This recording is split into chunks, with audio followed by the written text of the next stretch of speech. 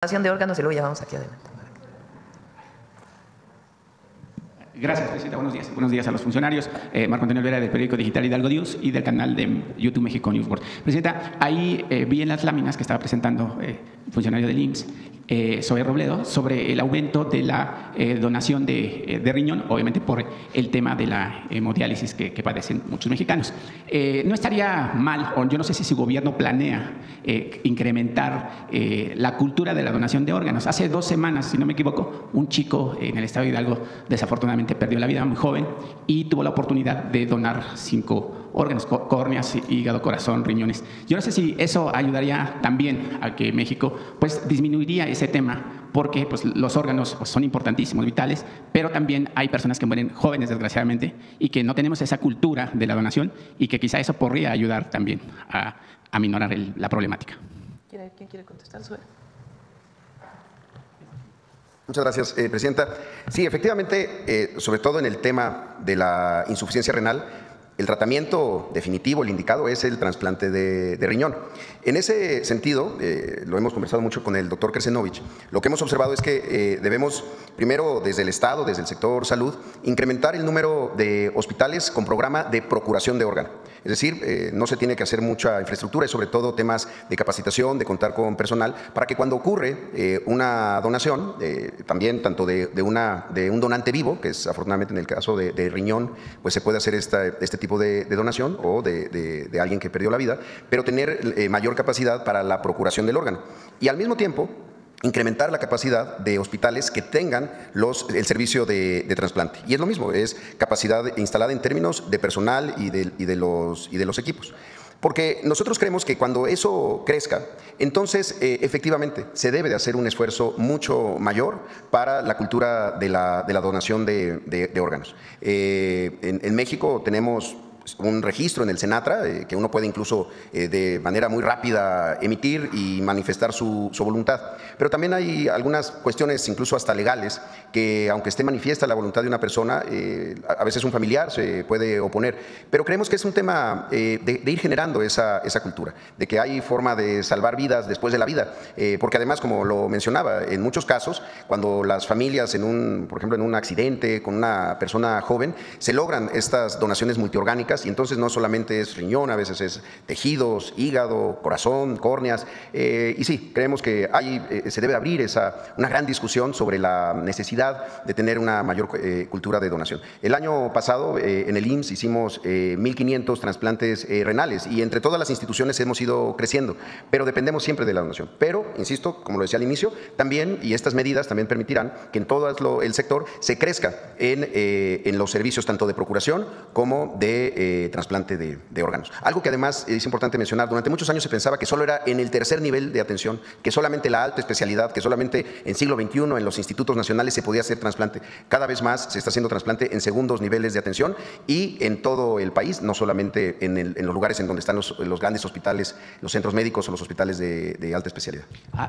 Además de, digamos, la oposición de algunos familiares cuando ya la persona deja de existir, ¿cuál es otro de los factores que influye para que no se lleve a cabo esa donación de órganos? No sé si los institutos de salud todavía tienen algunas carencias para alcanzar el tratamiento de extracción de órganos y así trasladarlos de manera rápida, súbita, a los lugares donde se requieren en otros nosocomios. Sí, es justo eso, que hoy no todos los hospitales del país tienen los servicios de procuración de órgano. ¿Y a qué me refiero con los servicios? Es tener la licencia, ¿no?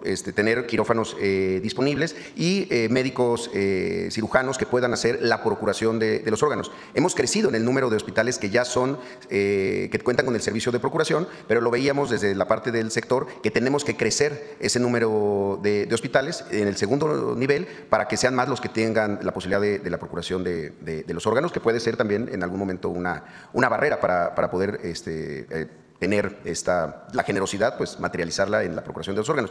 Porque hay algo importante, no necesariamente en donde se procure el órgano es donde se va a trasplantar. No, sí. Muchas veces diferentes órganos viajan, a veces los órganos viajan a diferentes hospitales porque el paciente que está en la lista de espera para riñón está en un hospital y el que está para hígado está en otro, y entonces en estas procuraciones multiorgánicas viajan. Y hay una red muy bien armada entre todos los hospitales de todo el sector. El otro día el director Martí Batres presentaba la procuración de estos 2 riñones que se hicieron en bloque en el ISSSTE, y que una una parte de la procuración justamente había venido de un donante del IMSS. Entonces, es seguir trabajando en esa red, pero, insisto, estas medidas van a permitir tener más posibilidad para que más hospitales procuren y más hospitales trasplanten. Gracias. Presidenta, ya me quedé con una pregunta del tema del Plan México y el aumento del Producto Interno Bruto. Dentro del equipo de Hidalgo News y especialistas en economía, pues nos hemos dado a la tarea de hacer unas anotaciones que ahora las voy a exponer.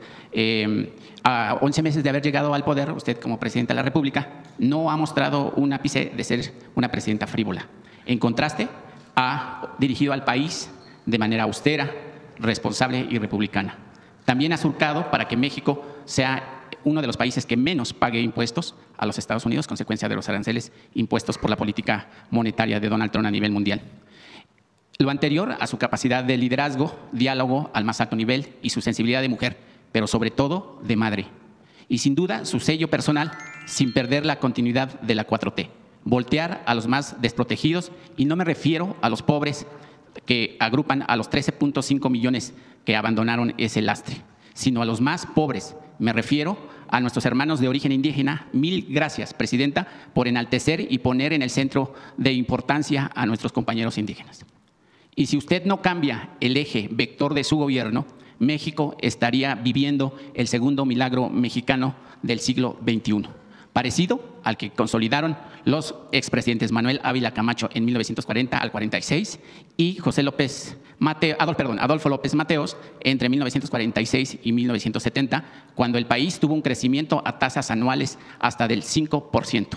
Y creo que podría suceder si se ejecutan las siguientes anotaciones, según nuestros compañeros, encabezadas por el economista Ronald Moncayo. El Plan México debe de funcionar ya, porque nos dará el porcentaje del 4% anualmente en crecimiento. El Plan México debe de alcanzar una inversión del 25% del Producto Interno Bruto, donde más del 80% provenga de la iniciativa privada. La demanda tiene que ser reactiva a través de un mecanismo para lograr una tasa de crecimiento salarial del 20%. Y obviamente también aquí viene el tema, el papel que juega el Banco Central. Nos referimos, por supuesto, al Banco de México. ¿En qué se usan los miles de millones de dólares de las reservas del Banco de México? ¿Están en la bóveda del banco? ¿Qué hacen ahí durmiendo esos miles de millones de dólares? ¿Quién controla eso? Porque ese dinero, Presidenta, proviene del esfuerzo de mexicanos en el exterior y de empresas que operan en nuestro país. Es decir, es dinero de los mexicanos, no de Banxico especialmente. ¿Dónde están? ¿Qué significa el rubro errores u omisiones, entre comillas, en la contabilidad del banco? Lo anterior ayudaría para obtener un crecimiento que permita aumentar el empleo, mejorar el ingreso per cápita a casi $20,000 anuales y elevar así el legado de la 4T, el bienestar social. Lo de Banxico, Presidenta, es sin tocar la autonomía de la institución, pero sí con el reclamo de que nos digan qué se hacen con esos miles de millones de dólares, pues hasta la fecha ahora su manejo es autónomo y hasta discrecional. Con ello no estoy diciendo que se le quite la autonomía al Banco Central, pero sí que nos rindan cuentas del dinero del pueblo. Otro día, si quieren, hablamos de la... Es un tema... Da estabilidad. No son recursos que estén disponibles para usarse para algo, sino es lo que garantiza, digamos, la estabilidad monetaria y financiera del país. Pero es un tema interesante para discutir, el tema de la Reserva Federal, pero ya le entramos en otro momento, si les parece. Presidente, además, termino con dos temas importantes. Sí, dos preguntas más. Dale, Andrés. Gracias, Presidenta. Presidenta, con el tema de salud precisamente, bueno, el tema de salud que vive el gobierno del Estado de México, encabezado por la gobernadora Delfina Gómez, pues todavía sigue enquistado el viejo régimen priista, a través del exdiputado priista y exfuncionario del sistema de salud, Guillermo Zamacona, que hoy funge como gestor de la empresa Centrum, promotora internacional SADCB, la cual ha recibido contratos por casi 1.800 millones de pesos en los últimos 12 años con el ICEMEN, incluso con señalamientos de cobros por servicios no prestados. La preocupación es que ahora, en contubernio con la propia Contralora del Estado, Hilda Salazar Gil, se están ejerciendo presiones indebidas de esta empresa para recuperar contratos que perdieron por no cumplir. Presidenta, ¿cómo terminar con ese lastre? Porque la oposición y demás dicen que no hay medicamentos, que no se distribuyen de manera adecuada, que no hay hospitales, hospitales o que están carentes de implementos para llevar a cualquier atención médica. Pero sin embargo ahí en los estados pues siguen ahí metidos estas personas que formaron parte de otros gobiernos y que hoy siguen operando y que pareciera que no pasa nada. Como yo sé que es un gobierno diferente, es el gobierno federal y el gobierno estatal que encabeza Delfina, pero ¿cómo actuar ahí en ese sentido, Presidenta, para que se acabe la corrupción? Porque finalmente ese es el legado de la 4T. Tiene que operar las secretarías, en este caso a nivel federal le llamamos de anticorrupción y buen gobierno, de manera preventiva, y cuando se encuentra que hay un mal manejo de los recursos o algún conflicto de interés o alguna otra forma vinculada con la corrupción, tiene que actuarse. Tiene que haber cero impunidad. Eso es lo que nosotros pensamos. Y en este caso en particular que traes a la conferencia, pues lo revisamos. Le pedimos a Raquel, sea recurso federal o estatal, que pueda revisarlo y en todo caso enviarle a la maestra pues, algún comentario sobre eso. Y ya para concluir rápido, Presidenta, el salario de cualquier trabajador, así sea el policía, la enfermera, el sueldo de usted o el mío, el de mis compañeros, siempre es digno y se respeta. Y no se debe de retener y mucho menos se debe de rebajar. Si gana 5,000 no le pueden quitar 500 pesos o 200 pesos al mes. Pues eso está pasando, Presidenta, en el municipio de Naucalpan, encabezado por Isaac Martín Montoya Márquez, que según una denuncia que tengo aquí por parte de los trabajadores, que ya está puesta en la Fiscalía del Estado de México, pues hay un delito de extorsión que sustenta lo que ahora estoy diciendo. Estos documentos nos llegaron al correo del periódico, donde se expresa que por instrucciones del alcalde de Naucalpan y del director del organismo de agua en ese mismo municipio, Ricardo Gudiño Morales, de Rodrigo Gabil Flores Tape y Norman Sánchez Matías, estos tres últimos ocupan diferentes puestos en el organismo de servicios de agua y saneamiento OPAS. Estos personajes piden, Presidenta, se escucha feo, un moche hasta del 10 y el 15% de sueldo a los trabajadores que trabajan en esa alcaldía. Y lo peor, que la quieren ustedes involucrar diciendo que tienen la orden directa de Palacio. O sea, a mí se me hace… cualquiera que pida es como lo de los boletos estos de lotería. De la lotería. Están diciendo que estamos forzando a comprar boletos. Desde aquí le envío un mensaje a todos los servidores públicos del gobierno de México y de otros gobiernos. Nosotros no pedimos nunca nada, nada. Y ahí en donde haya alguien que pueda estar pidiendo, hay que denunciarlo. Aquí ya… Ahora, el caso de Naucalpan, pues vamos a preguntarle al presidente municipal.